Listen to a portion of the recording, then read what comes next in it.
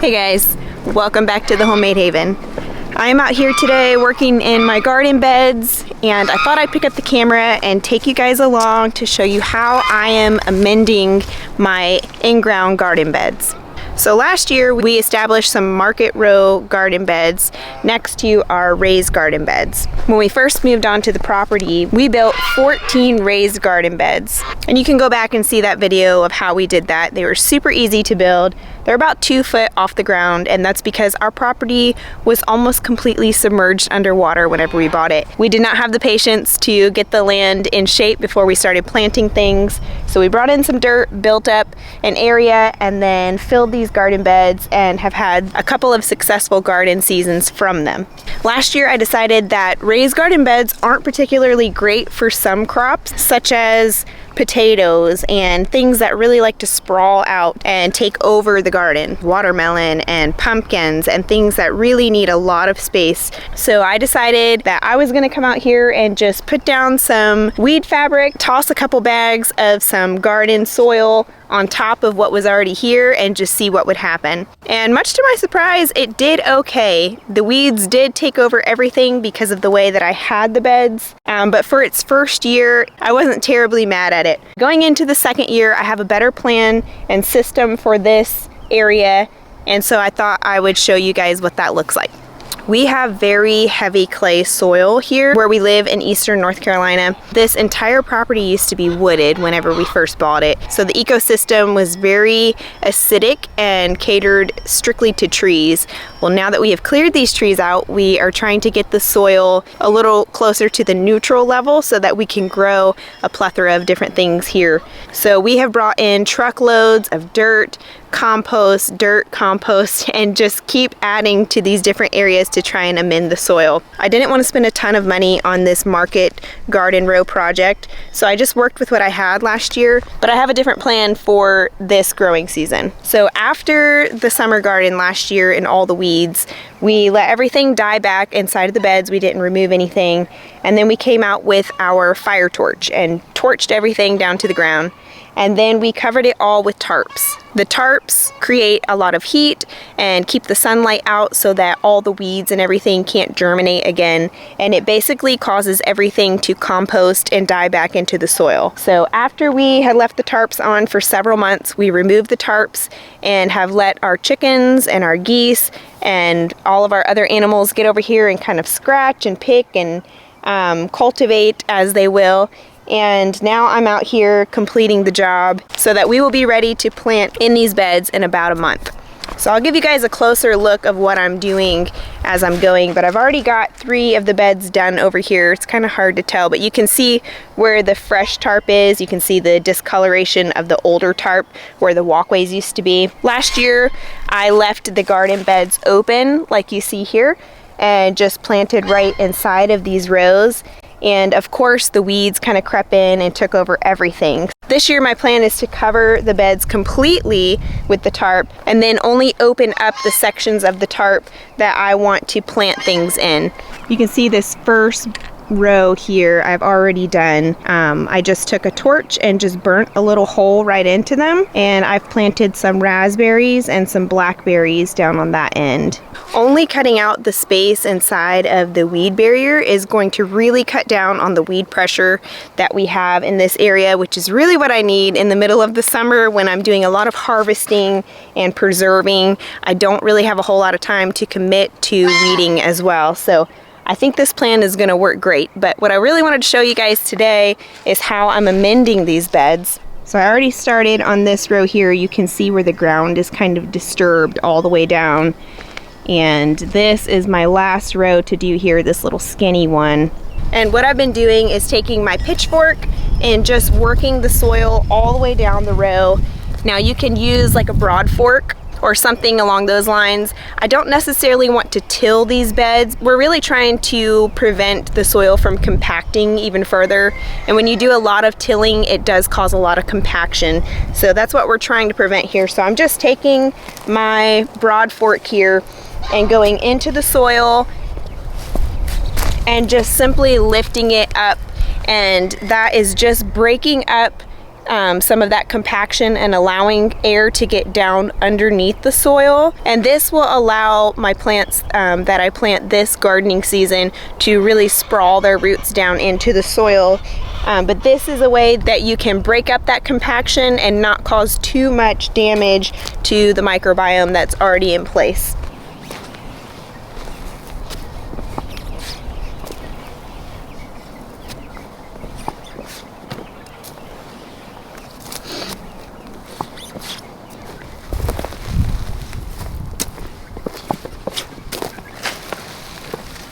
So as I'm going backwards in the bed because I don't want to step on what I just pulled up. So you could either do this from the side or go backwards so that you're not stepping directly on what you have just disturbed.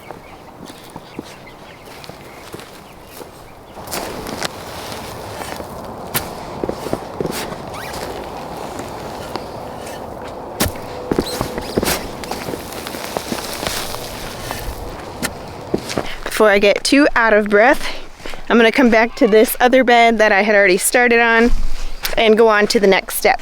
I'm telling you, working in the garden, on the farm with the animals, it's hard work. Keep you in shape. Now that this bed has been broad forked, I'm going to take my hoe, and you don't have to use a hoe. You can just do this by hand if you want to, but I don't want to have to bend down so far and do all that. So I'm going to take my hoe. This is a spade hoe. This is one of my favorite garden tools. And any of the weeds that I see that have started, little grass patches or anything, I'm just going to pick them.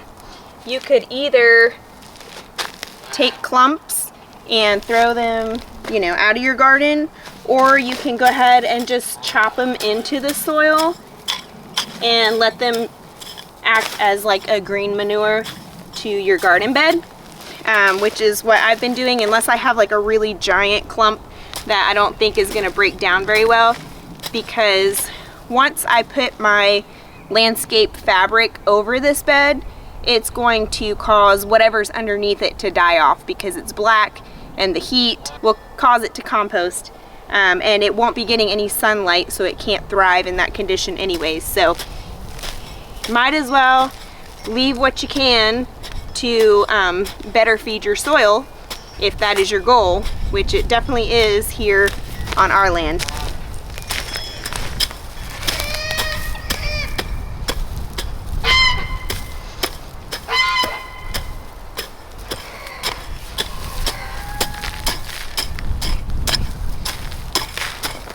And now I'm ready to add my amendments before I cover it up with the weed tarp, and I want to show you what I'm using.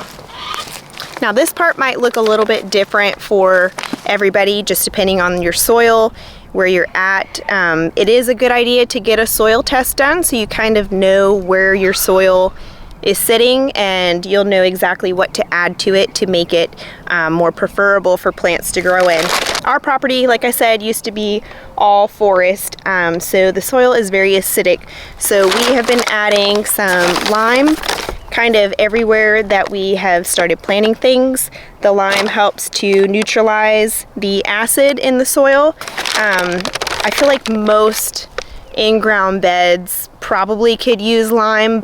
Check your soil and know for sure. For me, I'm just going to take this little hand shovel here and liberally broadcast this over these beds.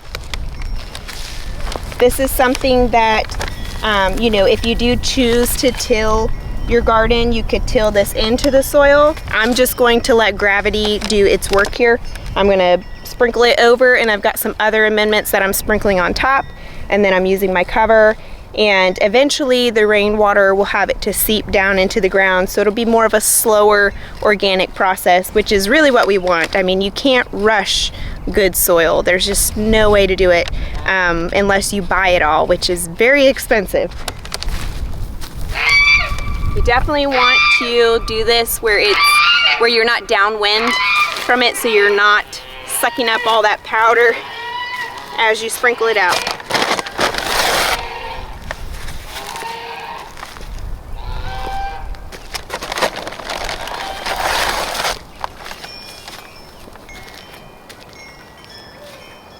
got my lime put down. And next, I am going to top dress this bed with some worm castings. I found this particular brand on Amazon. I am putting worm castings because worm castings are basically the best soil that you can get. And because our soil is not home to a lot of worms and tunnelers just yet, because it is still such clay, wet, heavy soil, we are bringing this kind of substance in to this area. We have started seeing some worms on the property in other areas, so I'm really excited about that because we have worked really hard to get some biodiversity going here, so that's a promising sign. But we are going to use store-bought worm castings to amend these beds, and I'm just going to sprinkle it right on top of this bed just like I did the lime. I just get me a scoopful and just shake it right over.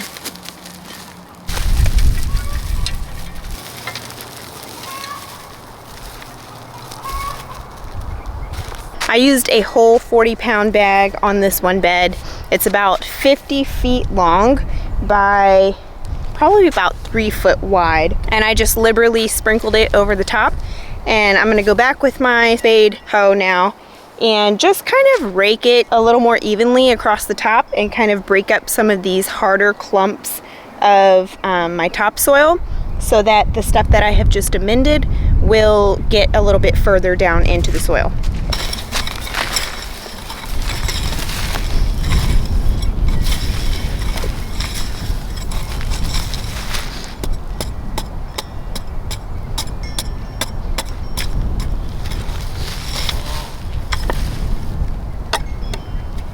So we got those couple of amendments worked into the top couple inches of the soil, kind of disturbed it a little bit, worked it all in there really good. And the last step that I would do normally to this bed depends on what I plan on planting in this bed going forward. So in this particular bed, I plan on planting tomatoes and okra. So I don't necessarily need to fertilize the entire bed because they're going to be specific to certain areas that are in here. If I were doing more of like a broadcasting or like a really tight grid of something like corn or maybe like greens or something like that, I would fertilize the entire plot. But because number one, organic fertilizer is very expensive, and number two, you don't necessarily need to feed the seed bank that's already here, so like some of the weeds that are trying to establish inside of this bed. So that's really the goal, is to really minimize the amount of weeds that grow in these beds. If you are feeding the entire plot of soil, there are other things that are also feeding off of that, so you could just be kind of shooting yourself in the foot with that. So when it comes time to plant my tomatoes and okra here, whenever I dig out those specific areas, I will just fertilize that specific hole before I put the tomatoes in there. And for that, I like to use some kind of organic fertilizer that you can find at your hardware store or whatever. I found this at a local nursery. I have used Happy Frog products before and have been happy with them. This one is specific to tomatoes and vegetables. So on this bed, whenever it comes time to transplant my tomatoes into this bed, I will just follow the application rules on the back. It says tomatoes and peppers is a ½ cup per plant. So whenever I dig out that hole, I will add ½ cup of this, probably a little garden soil that is like a good quality soil, because again, once I dig past that 3 or 4 inches of good quality stuff here, we hit clay. So I like to go ahead and put some good quality soil down in the dirt, and I'll probably do a plant with me video whenever the time comes, so be sure to check back and see exactly how I do that. And I also got this all-purpose fertilizer that I plan on using for the rest of our vegetables, and probably going to use this on my fruit trees this year as well, because they'll be due for a good fertilizing when it gets a little bit closer to time for them to start putting on fruit. For our garden, this is all we're doing to amend these beds to plant in the spring, so we'll see how they do. I'll show you really quick how I cover this bed and how I plan to notch out the specific space for the plants that will be in this bed in the future. So I purchased this 4-foot with ground cover, also from Amazon. So everything that I have purchased through Amazon specifically for our garden, I will put links in the description box below. If you want to use the same exact thing, you can just click the link and it'll take you to it. So this is folded in half. It's 2 foot across right now. This stuff has been really great. It's held up really well, except for a couple areas where we hit it with the lawnmower. Might have been my fault. So we'll fix those up and get those ready for this growing season. And you can always come and put like wood chips down over top of it. You could put dirt or sand or whatever you want, but it's definitely not necessary. I guess aesthetically, if you want something prettier to look at, then that's kind of your prerogative.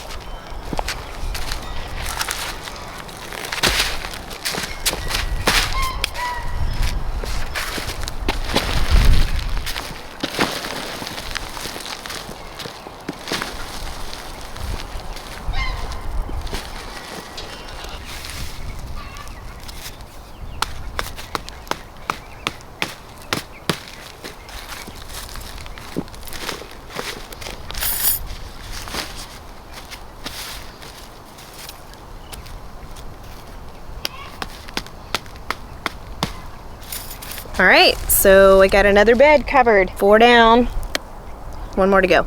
But I wanted to show you guys what we use to create our holes inside of this fabric here. We use this little propane torch. You can buy like the little piece for the top of these, probably on Amazon. Or you could use just like a hand lighter, something like that. But you want something that you're able to kind of draw a figure with. This is part of one of the holes that we did for our raspberries over there. And you can see that the heat will actually melt the tips of this tarping.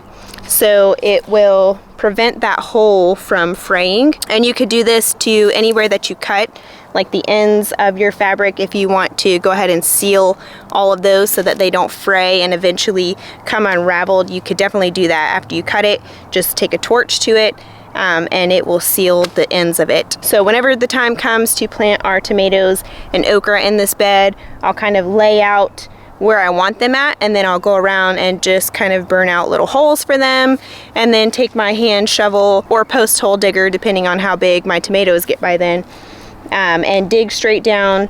And again, I'm gonna add that organic fertilizer to the hole, and probably some organic garden soil that I find from either a nursery or hardware store. It's pretty simple. Building up your soil, like I said, does take time, and a lot of times does take money to get it established. You can do this completely without adding outsourced amendments. You can use animals, you can use your house compost waste, that kind of thing, to build up your soil. Again, it's going to take time, so you have to have patience with it. The garden is my happy place, and I love to see it alive and thrive, and I love the fresh produce that comes off of it. Being able to feed our family off of it is just there's no better feeling than that to me, so it's worth it. I hope that you guys got some good ideas for amending your garden beds. Let me know if you're doing market row style gardening or raised bed gardening, or maybe container gardening or some other style. Let me know in the comments below what your plans are for this upcoming growing season. Let me know if you have any questions or comments, and until the next video, I'll see you guys later. Bye.